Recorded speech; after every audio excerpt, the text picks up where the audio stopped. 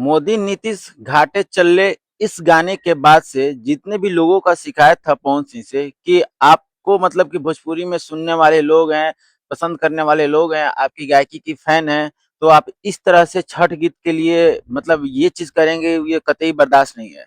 ये गाना आने के बाद से जितने भी फैंस पवन सिंह से नाराज थे, उन सभी के नाराजगी दूर कर दिए पावर स्टार पवन सिंह एक दूसरा छठ पूजा का गीत लाकर, जिसका नाम है कौना क्रमवा से लिखला, कौना कलमवा से लिखला करमवा।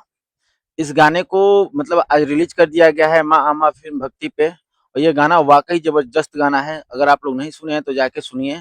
और आपको बता दें कि इस गाने में एक कॉन्सेप्ट है, जिस कॉन्सेप्ट मतलब कि इसमें ये बताया गया है कि एक लड़की को मतलब कि बच्चा नहीं होता है, उसके घर वाले उसको ताना देते हैं, मतलब लड़की बोले तो औरत जिसकी उसकी शादी हो गई है, जिसमें पवन सिंह खुद रोल में है, तो उनके बच्चे नहीं होते हैं तो उनके घर वाले ताना देते हैं। उसके बाद से ये गाना शुरू होता है और इसी कंसेप्ट पे है कि पवन सिंह मतलब छठी माई से विनती करते हैं कि 3 दिन से भूखी प्यासी है, इसको मतलब कि ऐसा कौन सा गलती हुआ है जो इस तरह के सजा आप दे रही हैं। तो ये बहुत ही सुन के बहुत ही प्यारा सॉन्ग है। ये गाना सुनने के बाद इतना मतलब कि बोले कि वाक़ई में पावर स्टार पवन सिंह की आवाज़ में सरस्वती वास करती हैं। ये गाना सुनने के बाद लगता है कि हाँ, छठ पूजा आ गया और एक भक्त अपनी माँ से गुहार लगा रहा है।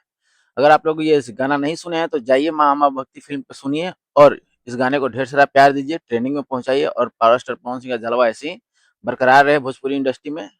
बाहरों की इंडस्ट्री में अभी आई पॉप में भी वो गए थे जज बन के, और वहाँ भी वो बहुत ही कमाल किए हैं। वहाँ भी एक फुल्ली रिस्पेक्ट के साथ उनका स्वागत किया गया है। तो उस पे भी एक डेडिकेटेड वीडियो बनाएँगे। मिलते हैं तब तक के लिए नेक्स्ट वीडियो में। अगर आप हमारे चैनल पे नए हैं तो चैनल को सब्सक्राइब कर लीजिए, वीडियो को लाइक कर दीजिए, ज़्यादा से ज़्यादा शेयर कर दीजिए। Bye bye.